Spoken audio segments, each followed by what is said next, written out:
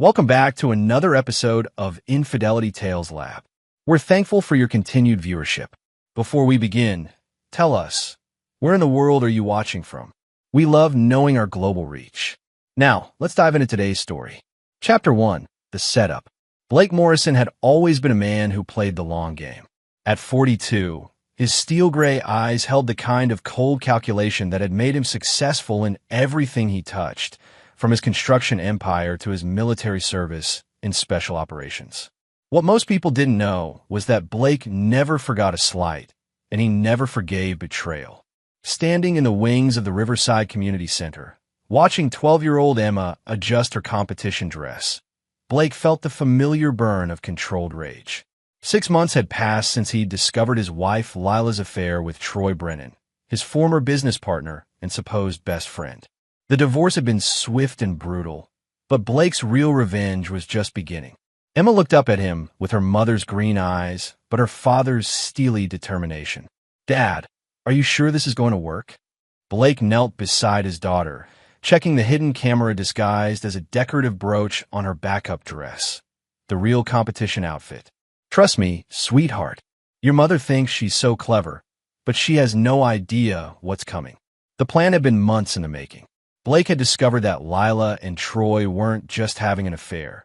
They'd been systematically planning to destroy his reputation and steal his business contacts once the divorce was finalized. They thought they were smart, meeting at the old warehouse district, believing Blake was too heartbroken to pay attention. Instead, he'd been watching, recording, and planning. "Just remember," Blake whispered to Emma, "when your mother tears the decoy dress, act surprised but not upset. Let me handle the rest." Emma nodded solemnly. She'd inherited her father's tactical mind and had readily agreed to help expose her mother's true nature. At 12, she was old enough to understand betrayal and young enough to want justice. The competition hall buzzed with nervous energy as parents and dancers prepared for the regional championships. Blake spotted Lila across the room, her blonde hair perfectly styled, wearing the expensive emerald dress he'd bought her for their anniversary. The same dress she'd worn to meet Troy that first night Blake had followed them. Troy stood beside her, his arm possessively around her waist. He was everything Blake despised. Handsome in a superficial way, charming but hollow, the kind of man who lived off other success. What Troy didn't know was that Blake had been feeding him false information about upcoming construction contracts for months, setting him up for a spectacular fall. "Blake!" Lila's voice cut through his thoughts like broken glass. She approached with that fake smile she perfected, Troy trailing behind her. "I'm surprised you came. I thought you'd be too busy with your projects." Blake's expression remained neutral, but Emma caught the slight tightening around his eyes. "I wouldn't miss Emma's competition for anything. You know how important family is to me." The emphasis on family made Troy shift uncomfortably. "Good." Blake wanted him nervous. "Well," Lila continued, her voice dripping with false sweetness, "I just want you to know that Troy and I have been helping Emma practice. We want what's best for her." Blake's smile was razor sharp. "Of course you do.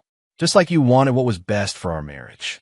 The tension was palpable, but before anyone could respond, the competition coordinator called for all dancers to prepare for warm-ups. Emma hugged Blake tightly, whispering, "Game time, Dad." As Emma walked away, Blake noticed Lila's eyes narrow as she studied their daughter's practice dress, the cheap, easily replaceable outfit Blake had bought specifically for this moment. He could almost see the wheels turning in her vindictive mind. "You know, Blake," Troy said, trying to assert dominance, "Lila and I have been talking about Emma's future. We think she'd benefit from a more stable environment." Blake turned his full attention to Troy, and for a moment, the younger man saw something predatory in those gray eyes that made him take a step back. "Is that so? And what makes you think you have any say in my daughter's future?" "Well, when Lila and I get married." "Married?" Blake's laugh was cold and humorless. "That's interesting. I hope you've discussed prenups. Lila has such expensive tastes." Before Troy could respond, Blake walked away, leaving them both unsettled. Phase 1 was complete. The bait was set, and his ex-wife's jealousy and need to hurt him would do the rest. Chapter 2. The Betrayal Unveiled. The warm-up session proceeded smoothly, with Emma performing her routine flawlessly in the decoy dress. Blake positioned himself strategically near the dressing area, his phone recording from multiple angles. He'd spent years in military intelligence. Surveillance was second nature to him. Lila watched Emma with growing irritation. Blake could see it building, that familiar tightness around her mouth when things weren't going according to her plan. She'd expected Emma to be nervous, to need her support, to choose sides. Instead, Emma seemed perfectly content with her father's guidance. "She's gotten good," Troy commented, trying to make conversation. "Too good," Lila muttered, her mask slipping for just a moment. "Blake always spoils her, makes her think she doesn't need anyone else." Blake's jaw clenched. Even after everything, Lila's narcissism and jealousy toward their daughter's relationship with him still shocked him. It was exactly the ammunition he needed for the custody battle he was secretly preparing. As the competition break began, Emma approached her parents with her usual grace. "Mom, Dad, I'm going to change into my competition dress now." "Of course, sweetheart," Lila said, her voice sugary sweet. "Troy and I were just saying how proud we are of you." Emma's eyes flicked to Blake for just a moment, the signal they'd agreed upon. "Thanks, Mom. The dress is in my bag in the changing room. I'll be right back." As Emma disappeared into the changing area, Blake excused himself to check his equipment. Through his wireless earpiece, he could hear Emma moving around, setting up the secondary camera they'd hidden in her bag. His daughter was turning out to be quite the strategist. "Blake seems different," Troy whispered to Lila, unaware that Blake had left a listening device near their seats. "Calmer. It's making me nervous." "He's probably planning something," Lila replied. "He always was vindictive. But what can he do? The divorce is final. I got the house, and you're taking over his biggest contracts." Blake's smile was predatory. If only she knew that those biggest contracts were elaborate fabrications he'd created to lure Troy into overextending himself financially. By next month, Troy would be bankrupt and facing fraud charges for the fake credentials Blake had helped him submit. The announcement came for dancers to prepare for the main competition. Blake returned to his seat, noting how Lila kept glancing toward the changing rooms with increasing agitation. She was working herself up to something, exactly as he'd predicted. "I'm going to check on Emma," Lila announced suddenly. "She's been in there too long." Blake's pulse quickened. This was it. "Wanted to come with you?" he offered innocently. "No," Lila snapped, then caught herself. "I mean, she probably wants some girl time before the big performance." As Lila headed toward the changing area, Blake activated the recording app on his phone and positioned himself where he could see through the partially open door. Emma was standing in front of the mirror in her backup dress, not the real competition outfit, which was safely hidden in a second bag. "Emma, honey," Lila's voice echoed in the small space. "Is everything all right? You seem distant lately." "I'm fine, Mom," Emma replied carefully. "Just nervous about the competition." Blake watched as Lila circled his daughter like a predator, her perfectly manicured nails drumming against her purse. "You know, sweetheart, I've been thinking. After the competition, maybe you should come stay with Troy and me for a while. Give your father some space to process everything." "I like living with Dad," Emma said simply. The mask slipped completely. Lila's face contorted with rage and jealousy. "Your father is poisoning you against me, making you think you don't need your mother. Well, maybe if you can't win this competition, you'll see that Daddy can't fix everything." Blake's grip tightened on his phone as Lila grabbed the decoy dress and ripped it with savage satisfaction. The tearing fabric sounded like a gunshot in the small space. Emma's performance was Oscar-worthy. She gasped, stared at the ruined dress, and then looked up at her mother with perfectly feigned shock. "Mom, what did you do?" "Oops," Lila said with that same smirk Blake had seen her use when she thought she'd gotten away with something. "Now my girls will win for sure." That's when Emma delivered the line Blake had coached her on, her voice calm and controlled. "Dad, relax." She reached into her hidden bag and pulled out her real competition dress, a stunning creation that made the decoy look like a rag. The dress she tore was actually my old practice outfit. Blake stepped into the doorway, his phone capturing Lila's expression as it shifted from triumph to horror to rage. Just wanted to check on you girls, he said pleasantly. Everything okay in here? Chapter 3. The Daughter's Gambit. Blake couldn't help the genuine laughter that burst from his chest as he saw Lila's face cycle through emotions like a broken slot machine. The woman who had once been his wife, who had shared his bed and his dreams, stood holding the shredded remains of a $20 practice dress, realizing she'd been completely outmaneuvered by her own 12-year-old daughter. You. Lila's voice was a strangled whisper. You planned this.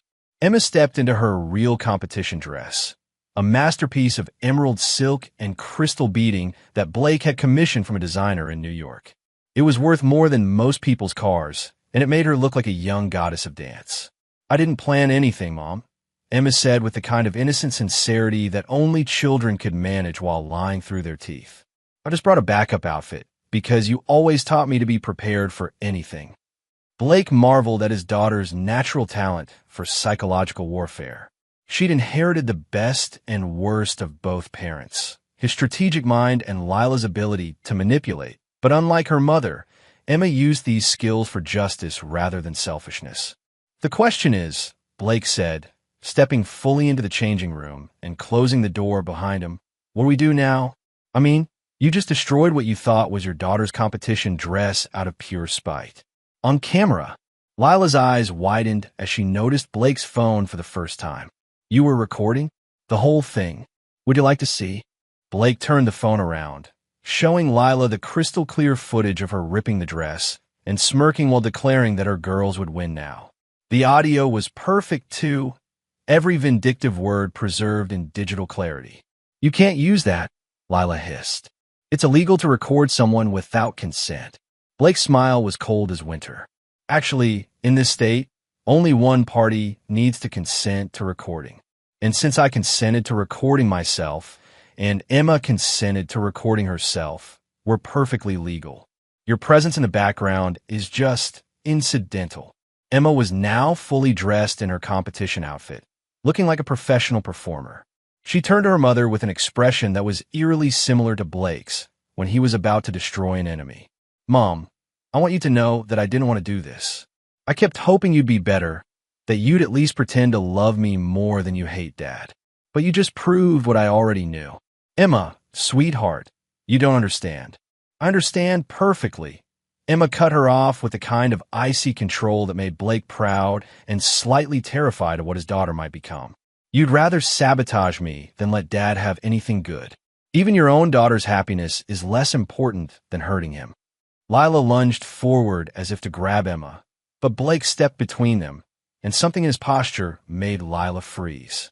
This wasn't the heartbroken husband she'd manipulated and betrayed. This was the Special Forces operative who'd survived 3 tours in hostile territory, the man who'd built an empire from nothing, the predator who'd been playing with his food for 6 months. Touch her, and you'll regret it for the rest of your very short life, Blake said quietly. The threat hung in the air like a blade. Lila had never seen this side of Blake before. She'd only known the loving husband and father.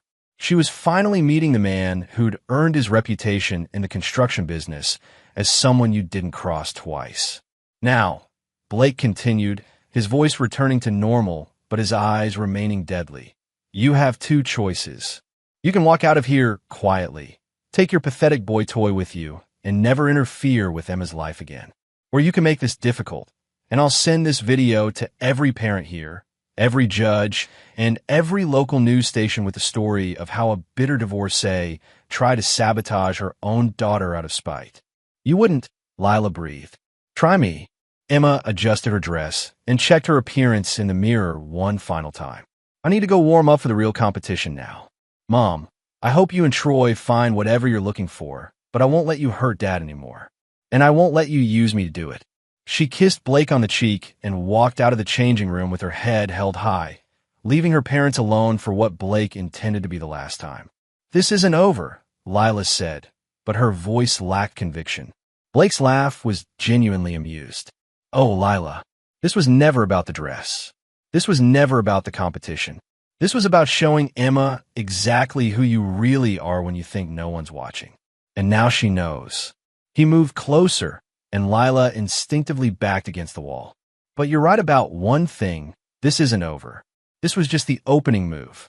See, while you've been playing house with Troy and planning your little power grab, I've been very busy. You want to know what comes next? Lila's face had gone pale, but she managed to nod. Next, Troy discovers that all those guaranteed contracts he's been boasting about to his investors are fiction. Next, the IRS gets an anonymous tip about some very interesting discrepancies in his tax returns. Next, his ex-wife gets a very detailed report about his hidden assets that he forgot to mention in their divorce settlement. Blake paused, savoring the growing horror in Lila's eyes. And as for you, my dear ex-wife, next you discover that the house you think you won in the divorce settlement has some very expensive problems with the foundation. Problems that existed before our marriage, but were never disclosed. Problems that, according to our prenup, make it my responsibility to fix or your responsibility to pay for. He leaned in close enough that she could smell his cologne, the same one she used to love. I told you when we got married that I never forget a kindness, and I never forgive betrayal. You chose to test that. Now you get to live with the consequences. Blake walked to the door, then turned back one final time. Oh, and Lila, your daughter just won her first victory. She chose her side. How does it feel to lose the only thing you had left to hurt me with?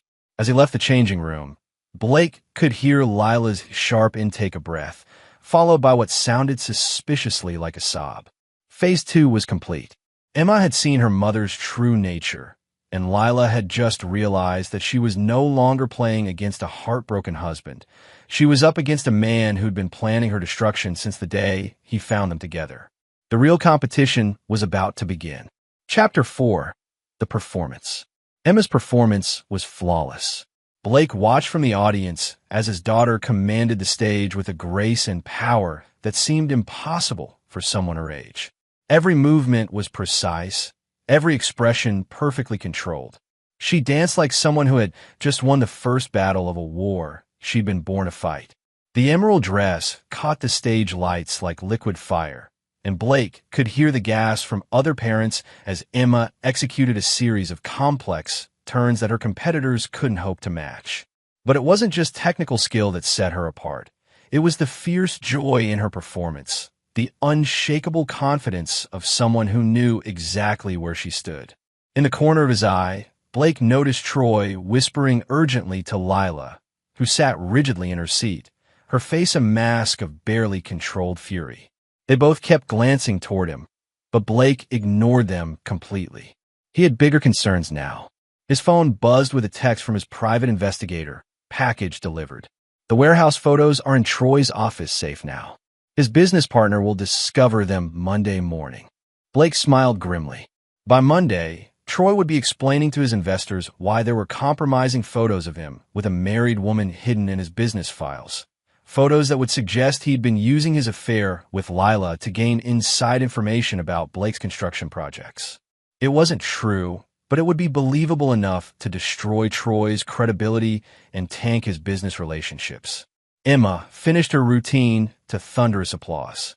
She curtsied gracefully, her eyes finding Blake's in the audience and giving him the slightest nod. Mission accomplished. As the judges deliberated, Blake made his way backstage to congratulate his daughter. He found her surrounded by other dancers and their parents, all marveling at her dress and performance. Emma handled the attention with poise that reminded him painfully of how Lila used to be, before the bitterness and jealousy consumed her. Dad! Emma broke away from the group and threw her arms around him. Did you see? I nailed the double pirouette sequence. You were magnificent, Blake said, meaning every word. I'm proud of you for more than just the dancing, you know. Emma's smile was sharp with satisfaction. She showed me exactly who she is today, didn't she? Just like you said she would. Blake nodded grimly. It gave him no pleasure to be right about this, but Emma had needed to see Lila's true nature for herself. No amount of explanation from Blake could have been as effective as watching her mother try to sabotage her out of pure spite. Blake! The voice behind him made his blood run cold, but not with fear, with anticipation. He turned to see Robert Shun, Troy's business partner and financial backer, approaching with a concerned expression. Robert was a serious man in his 50s who'd built his fortune through careful investments and due diligence. Blake had known him for years and respected him, which made what was about to happen almost regrettable. "Robert," Blake greeted him warmly.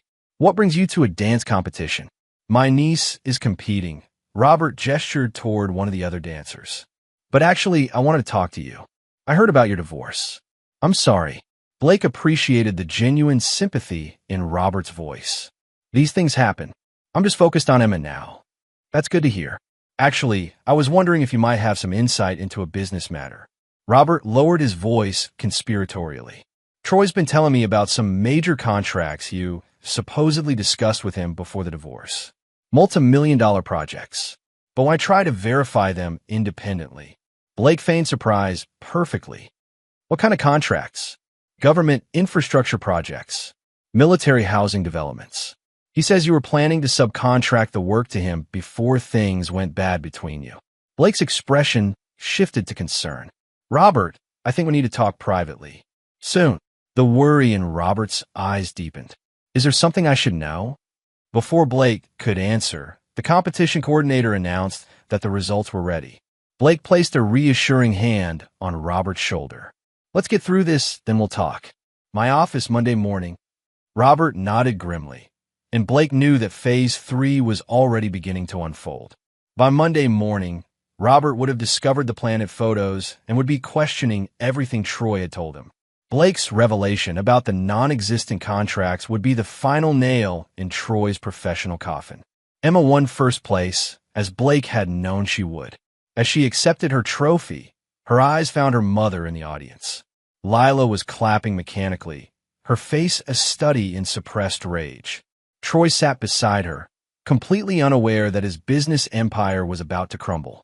During the trophy presentation, Blake's phone buzzed with another text, this one from his lawyer, custody evaluation scheduled for Thursday. Judge wants to interview Emma privately. Blake's smile was predatory. By Thursday, Emma would testify about witnessing her mother deliberately sabotage her dress out of spite, all captured on video. The footage would demonstrate Lila's vindictive nature and her willingness to hurt their daughter to get back at Blake. As the ceremony concluded, Blake watched Troy approach them with congratulations for Emma. The younger man was trying too hard to play the role of devoted stepfather-to-be, and Emma's polite but distant responses clearly frustrated him. "Emma, that was incredible," Troy gushed. "Lila and I are so proud of you." "Thank you," Emma replied coolly. "Dad's been helping me train. He's really good at strategy." The double meaning wasn't lost on Blake, who had to suppress a laugh. Troy, however, was oblivious. "Well, maybe now that the competition's over, we can all sit down and talk about the future," Troy continued. "You know, about custody arrangements and—" "Troy," Blake's voice cut through the conversation like a blade. "I think you have more pressing concerns than my custody arrangements." Something in Blake's tone made Troy pause. "What do you mean?" Blake glanced at Robert, who was listening intently while pretending to chat with other parents. "Just that business can be so unpredictable. One day you're on top of the world. The next day you're explaining to investors why their money disappeared." Troy's face went pale. "What are you talking about?" "Nothing specific," Blake said innocently. "Just general observations about the construction business. It's so important to have honest partners, don't you think?" As Blake and Emma walked away, leaving Troy standing frozen with dawning comprehension, Blake felt the familiar satisfaction of a plan coming together perfectly. Troy was beginning to realize that maybe, just maybe, he'd underestimated his former friend. The dance competition was over, but the real performance was just beginning. Chapter 5. The Walls Close In. Monday morning arrived with the efficiency of a military operation. Blake sat in his corner office overlooking the construction site where his crews were building the new Civic Center, a real contract, unlike the fictional ones Troy had been counting on. Through his window, he watched the workers who respected him, the foreman who trusted his judgment, the empire he'd built through careful planning and absolute ruthlessness when necessary. At exactly 9 a.m., Robert Chun arrived looking haggard and worried. Blake's secretary showed him in, and Robert immediately began pacing Blake's office like a caged animal. "Blake, we need to talk. Something's very wrong with Troy." Blake poured 2 cups of coffee from the machine in his office. adding cream to Robert's exactly the way he liked it. Details mattered in psychological warfare. What kind of wrong? I went to his office early this morning to pick up some files, and I found something in his safe. Robert pulled out a manila envelope with shaking hands. These photos, they're of Troy with your ex-wife, in compromising positions, time-stamped during your marriage. Blake examined the photos with the perfect expression of a man seeing evidence of betrayal for the first time. His private investigator had done excellent work. The photos were real, just not taken when the timestamps indicated. Modern technology made such deceptions almost trivially easy. Jesus Christ, Blake breathed, injecting hurt and anger into his voice.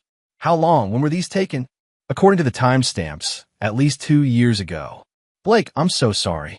If I'd known. Blake slumped into his chair, playing the role of devastated friend. 2 years. They were planning this for 2 years. There's more, Robert said reluctantly. I found documents suggesting Troy was using information about your business to plan his expansion. Contract details, client lists, financial projections. It looks like he was positioning himself to steal your clients. Blake's performance was masterful, the right amount of shock, betrayal, and slowly building rage. That son of a bitch. No wonder he knew exactly which contracts to bid on. He had inside information from my own wife. I confronted him this morning, Robert continued. He denied everything, said the photos were fake, that you were trying to frame him. But Blake, the evidence is pretty damning. Blake stood and walked to his window, letting Robert see the tension in his shoulders. What are you going to do? I'm pulling my investment. Effective immediately. I can't be associated with this betrayal. My reputation is everything in this business. Phase 3 was proceeding exactly as planned. Blake turned back to Robert with an expression of grim determination. I appreciate you telling me, Robert, and I want you to know this changes nothing between us. You couldn't have known. Robert's relief was palpable. Thank you, Blake. I was worried you'd blame me for backing him. You're not responsible for other people's betrayals, Blake said, meaning every word. Robert was collateral damage, but necessary collateral damage. Sometimes good people got hurt when you went to war with bad ones. After Robert left, Blake's phone rang. Lila's number appeared on the screen, and he let it go to voicemail. Then it rang again, and again. By the 4th call, he answered. What do you want, Lila? You bastard. Her voice was shrill with panic. What did you do to Troy? Blake leaned back in his chair, savoring her distress. I didn't do anything to Troy. I've been busy with Emma's training schedule and some meetings about real contracts. What? His business partner pulled out. All his investors are abandoning him. Someone planted fake photos in his office, and now everyone thinks he's a corporate spy. Fake photos. Blake injected just the right amount of confusion into his voice. What kind of photos? You know exactly what kind. Photos of him and me. Someone doctored timestamps to make it look like we were together years ago. Blake was quiet for a long moment, then spoke in a voice that could freeze blood. Lila, are you telling me that there are photos of you with Troy that could be doctored to look like they were taken during our marriage? The silence on the other end of the line was deafening. Because if such photos exist, Blake continued relentlessly, that means you were intimate enough with him to pose for them at some point. Which means my lawyer is going to be very interested in establishing exactly when your relationship with Troy began. Blake, you don't understand. I understand perfectly. You just confirmed that compromising photos of you and Troy exist. Thank you for that admission. My lawyer will be calling you. Blake hung up and immediately called his attorney. David? Blake Morrison. I need you to file a motion to reopen the financial aspects of my divorce. Yes. I have new evidence that suggests the adultery began much earlier than disclosed. While Blake was on the phone, his secretary buzzed him. Mr. Morrison, there's a Troy Brennan here to see you. He says it's urgent. Blake smiled coldly. Send him in. Troy burst into Blake's office looking like a man on the edge of a complete breakdown. His usually perfect hair was disheveled, his expensive suit wrinkled, and his eyes had the wild look of someone watching their world collapse in real time. Blake, please. We need to talk. Of course, Blake said pleasantly, hanging up the phone. Would you like some coffee? You look like you need it. Cut the act. Troy slammed his hands on Blake's desk. I know you're behind this. The photos, the fake contracts, turning Robert against me. It's all you. Blake's expression didn't change, but something dangerous flickered in his eyes. Troy, I'm going to give you one chance to walk out of my office. If you ever put your hands on my property again, or raise your voice in my presence again, I'll throw you through that window. The casual way Blake delivered the threat made Troy take a step back. For the first time, he was seeing past the civilized businessman to the predator underneath. You can't prove anything, Troy said, but his voice lacked conviction. I don't need to prove anything, Blake replied calmly. You've destroyed yourself. I just provided the rope. Troy's face crumpled as the full scope of his situation hit him. Please, Blake, I'm ruined. Robert was my biggest investor. Without him, I can't meet my obligations. I'll lose everything. Blake stood slowly, his full height and military bearing making Troy unconsciously retreat toward the door. Good. Blake, please. I know I made mistakes, but... Mistakes? Blake's voice was deadly quiet. You fucked my wife. You betrayed our friendship. You tried to steal my business. And worst of all, you tried to manipulate my daughter into choosing between her parents. Those aren't mistakes, Troy. Those are declarations of war. Blake moved around his desk with predatory grace. And the thing about declaring war on me is that I always win. I've been planning your destruction since the day I found out about you. Every conversation we've had, every piece of advice I gave you, every contract I mentioned, it was all designed to lead you exactly where you are right now. Troy backed against the door, his face pale with horror. You're insane. No, Blake said softly. I'm thorough, and I'm just getting started. As Troy fled the office, Blake returned to his desk and made another phone call. Detective Martinez? This is Blake Morrison. I have some information about financial fraud that you might find interesting. The walls weren't just closing in on Troy and Lila. They were about to collapse entirely. Chapter 6, The Trap Springs. Thursday morning, Emma Morrison sat in Judge Patricia Williams' chambers with the composure of someone twice her age. Blake waited in the hallway outside, checking his watch and fielding text messages from his lawyer, his private investigator, and his construction foreman. Everything was proceeding according to schedule. Through the door, he could hear Emma's clear voice explaining to the judge about the dance competition, about her mother's behavior, about the dress incident. She spoke without vindictiveness, simply stating facts in her precise way.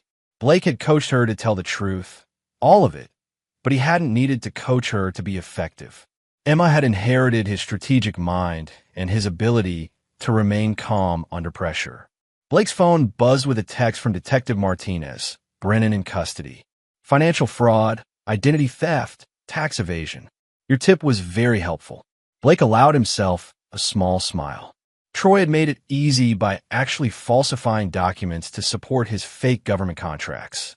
All Blake had done was make sure the right authorities found the evidence at the right time. Another text, this one from his PI. Lila's lawyer withdrew from her case this morning. Conflict of interest. She's scrambling to find new representation. Of course, her lawyer had withdrawn. Blake had made sure to hire the 3 best family law attorneys in the city as consultants for his own case, creating conflicts of interest that prevented them from representing Lila. It was perfectly legal and devastatingly effective. The door to the judge's chambers opened, and Emma emerged with a court officer. She walked directly to Blake and hugged him tightly. How did it go? Blake asked quietly. I told her everything, Emma said simply. About Mom tearing the dress, about her trying to get me to choose sides, about the things she said when she thought I wasn't listening. Blake kissed the top of her head. I'm proud of you for telling the truth. Mr. Morrison? Judge Williams appeared in the doorway. Can I speak with you for a moment? Blake entered the judge's chambers, noting her serious expression. Judge Williams was known for her fairness, but also her intolerance for parental manipulation during custody disputes. Mr. Morrison, I've reviewed the video evidence your attorney submitted, and I've spoken extensively with your daughter. I want to be clear about something. Blake waited, his expression neutral. Your daughter is clearly intelligent and articulate beyond her years. She's also clearly devoted to you. But I need to ask, are you coaching her to say things that might not be entirely true?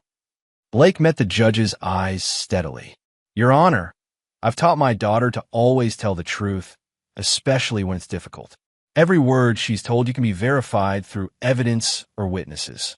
I haven't asked her to exaggerate or lie about anything. Judge Williams studied him for a long moment.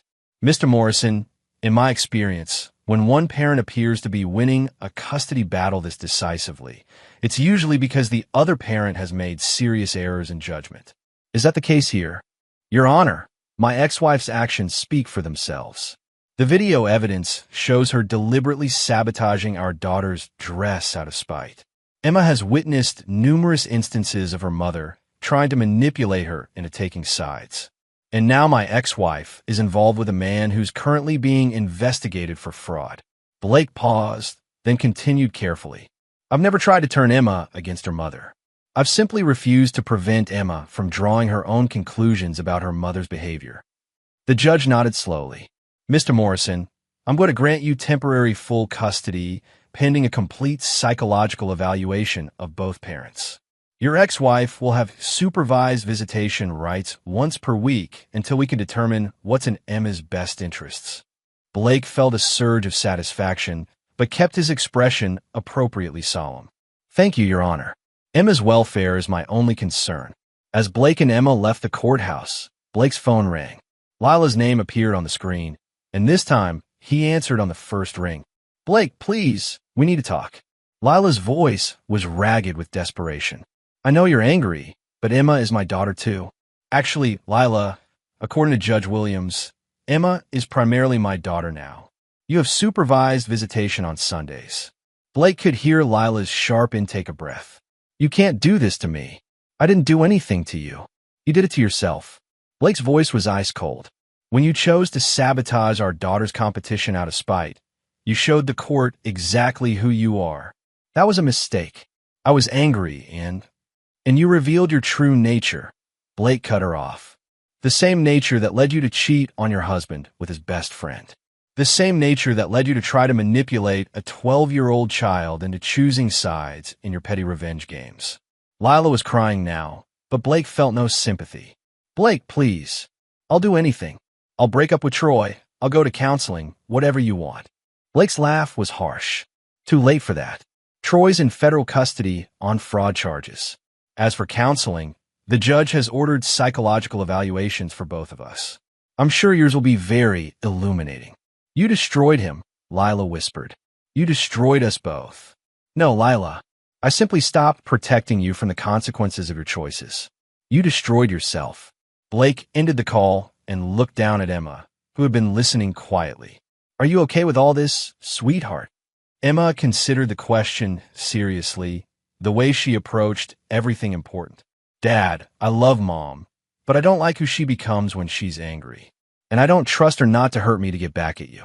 Blake felt a stab of pain for his daughter's lost innocence, but also pride in her clarity of thought. I'm sorry you had to learn this about people so young. You didn't teach me this, Dad. Mom did. As they walked to Blake's truck, Emma asked, what happens now?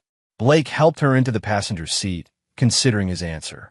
The immediate threats to his daughter's well-being had been neutralized. Troy was facing federal charges that would likely result in prison time.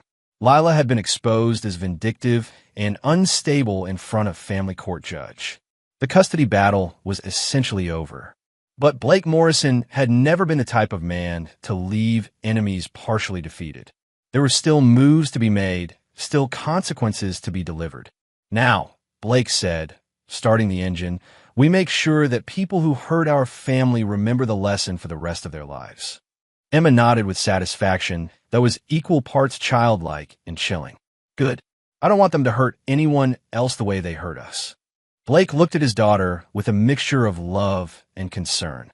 She was becoming formidable in her own right, and he wondered if he was raising a protector or creating a monster. Time would tell. For now, though, they had work to finish. Chapter 7. The Final Moves. 6 weeks later, Blake Morrison stood in his kitchen making breakfast for Emma, who sat at the counter reviewing her advanced placement mathematics homework. The domestic scene was peaceful, but Blake's mind was focused on the final phases of his campaign against those who had betrayed his family. His phone buzzed with a text from his lawyer. Lila's psychological evaluation came back. Narcissistic personality disorder with vindictive tendencies. Recommend supervised visitation continue indefinitely. Blake showed the message to Emma, who read it with her usual analytical calm. Does this mean I don't have to live with her part-time? It means the judge will probably let you decide how much contact you want with your mother, within reason, Blake replied, setting a plate of eggs and bacon in front of her. Emma nodded thoughtfully.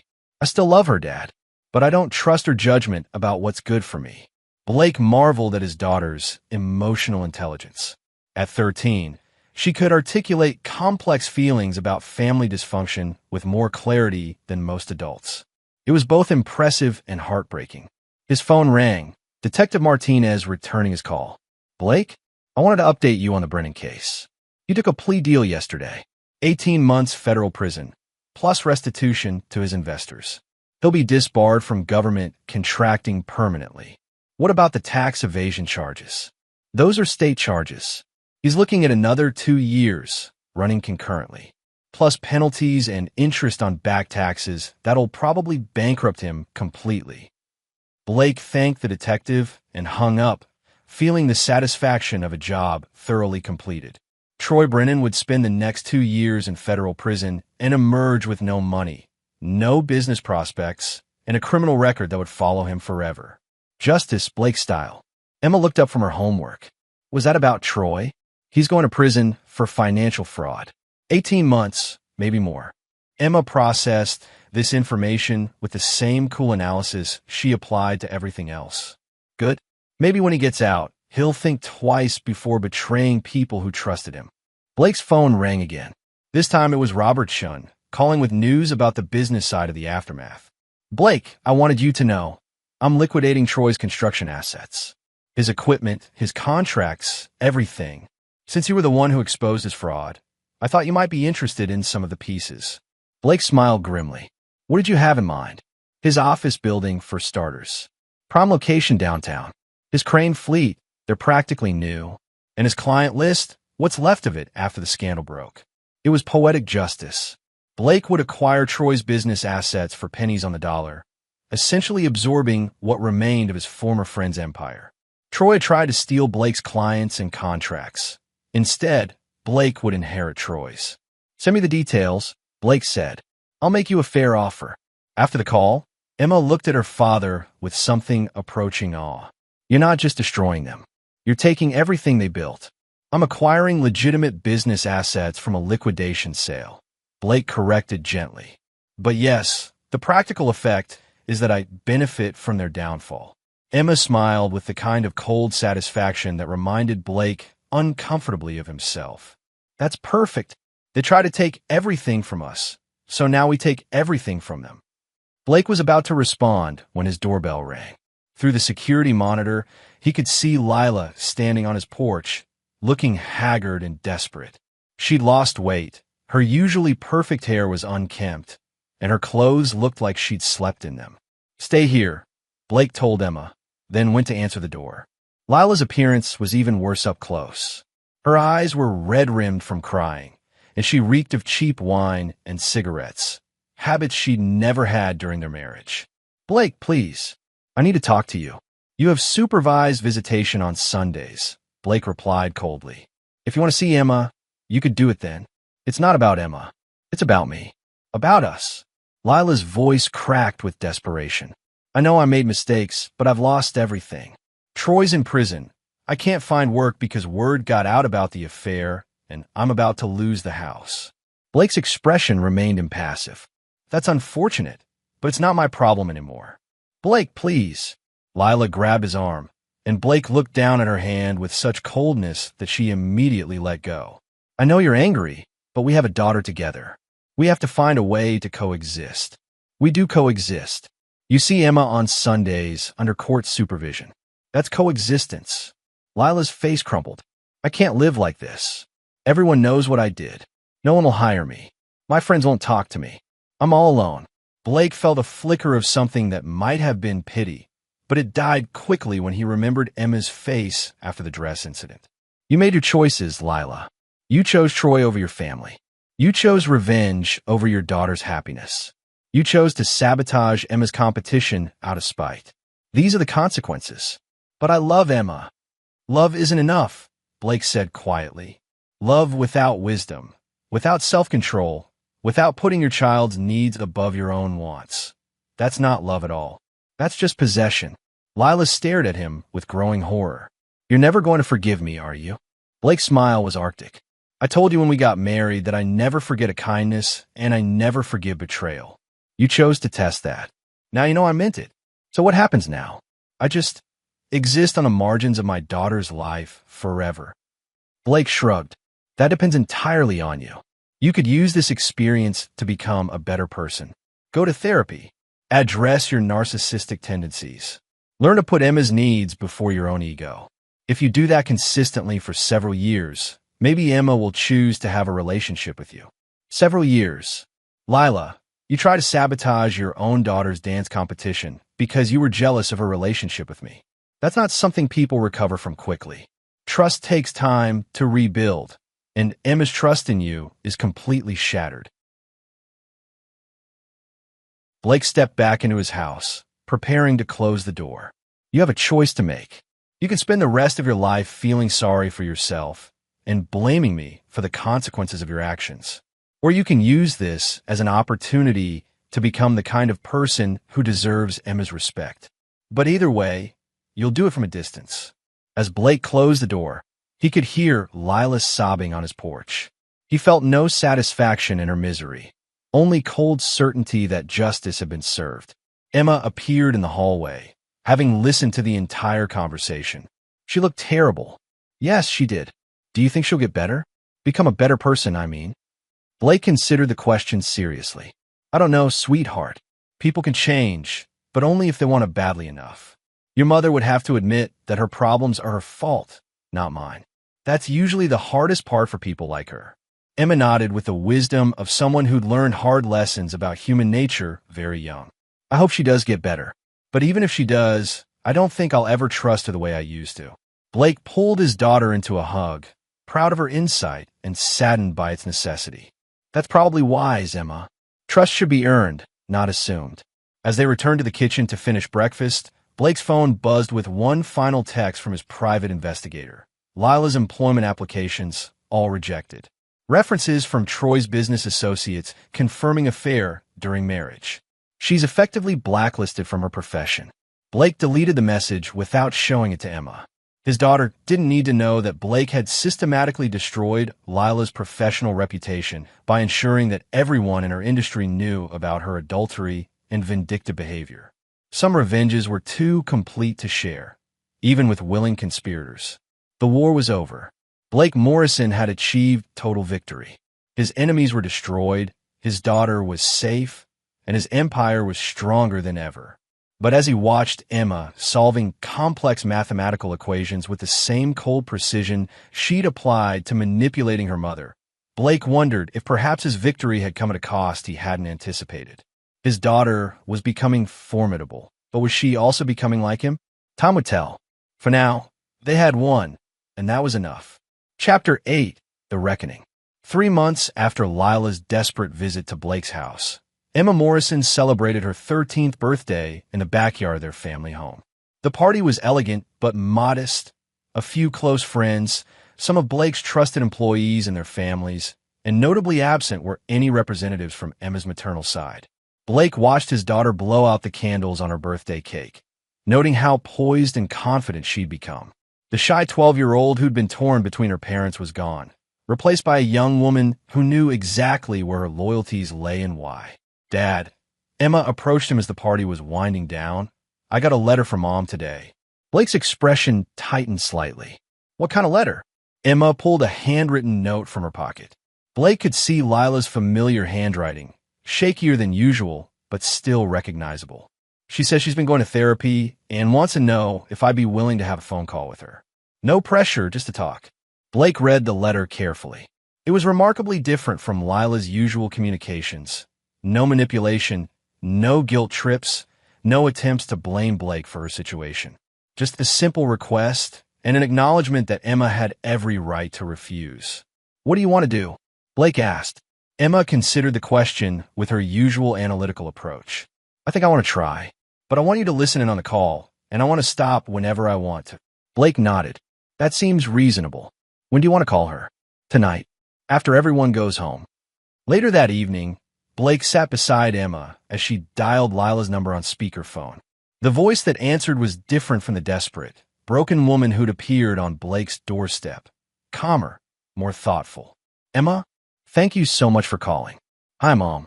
Emma's voice was carefully neutral. Dad's listening too. Just so you know. That's fine. Hello, Blake. Blake didn't respond, but Emma glanced at him questioningly. After a moment, he said, Lila, Emma, I wanted to tell you that I've been in therapy for 3 months now. My therapist has helped me understand some things about myself that I didn't want to see before. Like what? Emma asked. Like the fact that I was using you to hurt your father, instead of protecting you from our problems.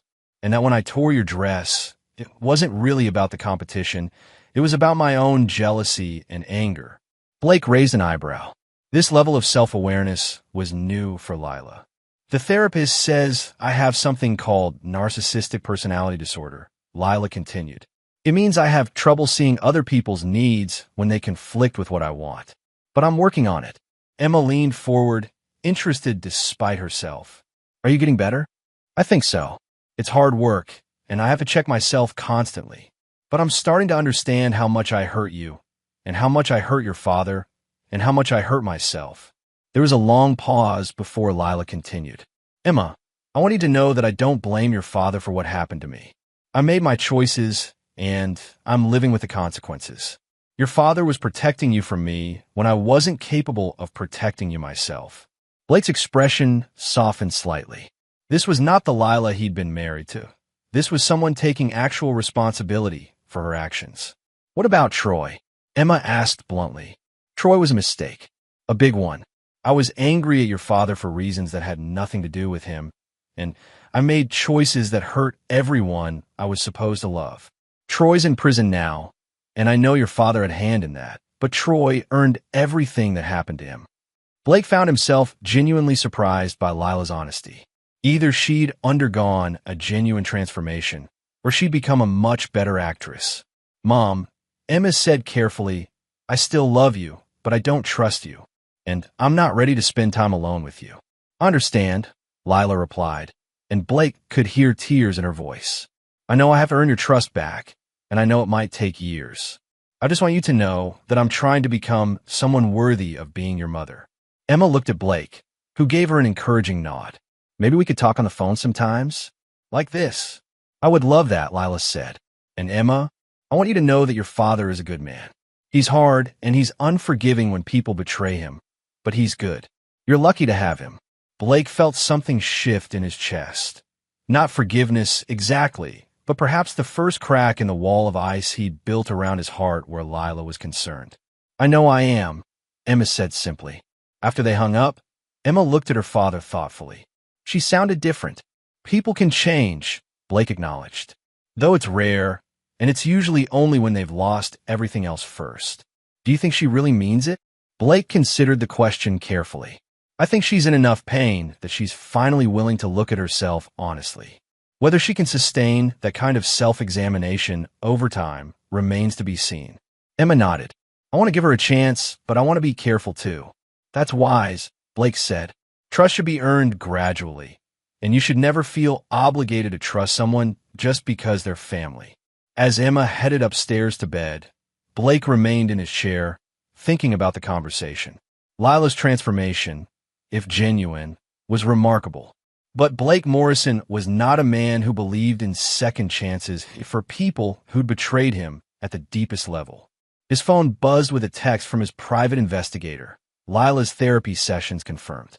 Dr. Jennifer Walsh, licensed psychologist specializing in personality disorders. Sessions 3 times per week for past 14 weeks. Appears legitimate. Blake smiled grimly. Even when extending olive branches, he verified everything. Trust, but verify, especially when it came to people who'd already proven themselves capable of elaborate deception. But as he turned off the lights and headed upstairs, Blake found himself wondering if perhaps his greatest victory wasn't the destruction of his enemies, but the possibility that his daughter might grow up in a world where redemption was still possible, even for those who'd fallen the furthest. Chapter 9. The Endgame. 1 year later, Blake Morrison stood in his newly expanded office, looking out over a construction empire that had grown by 30% since his divorce. The acquisition of Troy's assets had provided the foundation for unprecedented expansion, and Blake's reputation for absolute reliability had attracted clients who valued dealing with a man whose word was his bond. Emma, now 14, sat in the chair across from his desk, reviewing her high school course selections. She'd tested out of 8th grade and would be starting as a sophomore in the fall, her sharp mind having inherited the best of both parents' intelligence while avoiding their character flaws. "Dad," Emma said, looking up from her paperwork, "I've been thinking about Mom." Blake set down his coffee and gave her his full attention. Over the past year, Emma had maintained weekly phone calls with Lila, gradually building a cautious relationship with a woman who was slowly earning the right to be called her mother again. "What about her?" "She's been consistent for a whole year now. Therapy, honest conversations, taking responsibility for her mistakes. And she never asks me to choose sides or tries to manipulate me into feeling sorry for her." Blake nodded. Lila's transformation had been remarkably sustained. His PI's reports confirmed that she'd maintained steady employment in a nonprofit organization, lived modestly, attended therapy religiously, and had no romantic relationships or social drama. "What are you thinking?" Blake asked. "I think I'd like to try an unsupervised visit. Just lunch somewhere public, maybe the mall. See how it goes." Blake felt the familiar protective instinct rise in his chest, but he forced himself to consider Emma's request objectively.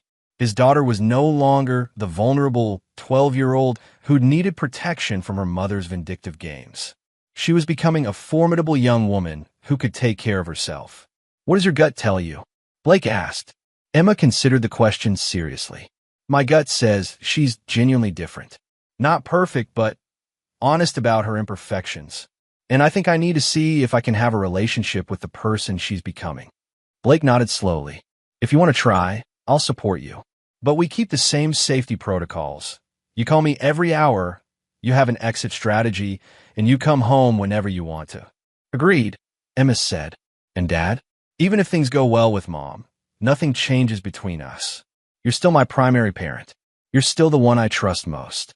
Blake felt a surge of love and pride for his daughter's wisdom. She understood that healing her relationship with her mother didn't require betraying her relationship with her father. That afternoon, Blake drove Emma to meet Lila at a restaurant in the mall. As they pulled up, Blake could see Lila waiting outside, and he was struck by how different she looked. Gone were the designer clothes and perfect hair. She wore simple jeans and a sweater, minimal makeup, and her hair was pulled back in a practical ponytail. She looked younger and more genuine than she had in years. "She looks nervous," Emma observed. "She should be," Blake replied. "This is the most important conversation she'll ever have." Emma kissed Blake on the cheek and got out of the car. Blake watched as Lila's face lit up with genuine joy at seeing their daughter. The hug they shared looked natural and unforced, and Blake felt some of the tension leave his shoulders. His phone rang as he drove away. The caller ID showed Judge Williams' office. "Mr. Morrison, this is Judge Williams. I wanted to let you know that I'm closing the Morrison custody case. Given Emma's age and maturity and the positive reports about Mrs. Morrison's progress, I'm comfortable allowing Emma to make her own decisions about visitation moving forward." Blake thanked the judge and hung up, feeling the weight of a year-long legal battle finally lifting from his shoulders. The war was truly over now, not because he destroyed his enemies, but because his enemies had either destroyed themselves or genuinely reformed. 3 hours later, Emma called to be picked up. Blake found her and Lila sitting together outside the restaurant, looking relaxed and talking quietly. "How did it go?" Blake asked as Emma got in the car. "Good," Emma said simply. "Really good. She's actually becoming someone I can respect." Blake looked in the rearview mirror as they drove away, seeing Lila wave goodbye to their daughter with a smile that looked genuine rather than performed. That evening, as Blake was reviewing construction reports, Emma knocked on his home office door. "Dad, I wanted to say something." Blake set aside his work and gave her his full attention. I know what you did to Troy and to Mom after the divorce. I know you didn't just defend yourself. You systematically destroyed them both. Blake kept his expression neutral, waiting to see where this was going. And I want you to know that I'm glad you did it. Blake raised an eyebrow, surprised by her bluntness. They hurt us, Emma continued. They betrayed our family and tried to use me as a weapon against you. And when they did that, you showed them what happens when you declare war on Blake Morrison. Emma's smile was sharp with satisfaction. Troy's in prison, bankrupt and disgraced. Mom lost everything and had to rebuild herself from nothing. And we came out stronger than ever. Blake studied his daughter's face, seeing his own ruthless streak reflected there. And how do you feel about that? I feel like justice was served, Emma said simply. You protected our family and punished the people who threatened it. That's what fathers are supposed to do. Blake nodded slowly. And if your mother had never changed? If she'd remained vindictive and manipulative? Then she would have stayed destroyed, Emma replied without hesitation. The only reason she's getting a second chance is because she earned it by completely rebuilding herself. You didn't give her mercy, you gave her justice. She faced the consequences of her actions and chose to become better. Blake felt a complex mixture of pride and concern as he recognized just how completely his daughter had internalized his worldview. She understood power, consequences, and the price of betrayal in ways that most adults never would. Emma, Blake said carefully, I want you to understand something. The path I chose, total destruction of my enemies, it's effective, but it's also dangerous. It can turn you into someone who sees every conflict as a war to be won rather than a problem to be solved. Emma considered this thoughtfully. But some conflicts are wars, Dad. Some people only understand strength. And some betrayals can't be forgiven. They can only be punished. Blake realized that his daughter had learned the most important lesson he could teach her, discernment. She understood the difference between conflicts that required mercy and conflicts that demanded justice. She knew when to forgive and when to destroy. Just promise me, Blake said, that you'll always consider whether someone can be redeemed before you decide to destroy them. Your mother proved that people can change if the consequences are severe enough and they genuinely want to be better. I promise, Dad. But I also promise that if someone betrays our family the way Troy and Mom did, I won't hesitate to help you destroy them. Blake pulled his daughter into a hug, proud of the formidable young woman she was becoming and slightly terrified of what the world would face when Emma Morrison grew in her full power. Outside, the sun was setting over the construction empire Blake had built through careful planning, absolute determination, and the ruthless elimination of those who stood against him. His enemies were defeated, his daughter was safe, and his family was stronger than ever. Blake Morrison had won completely, and he would never apologize for the methods he'd used to protect what mattered most. In his world, there were no participation trophies. There were only winners and losers, and he had taught his daughter to always win. The dance of retribution was complete, and the Morrison family would never be vulnerable again. And there you have it. Another story comes to an end. What did you think?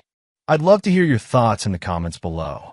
If you enjoy this story, consider joining our community by subscribing. It means the world to us. For more stories like this one, check out the recommended videos on screen. And I'll see you there.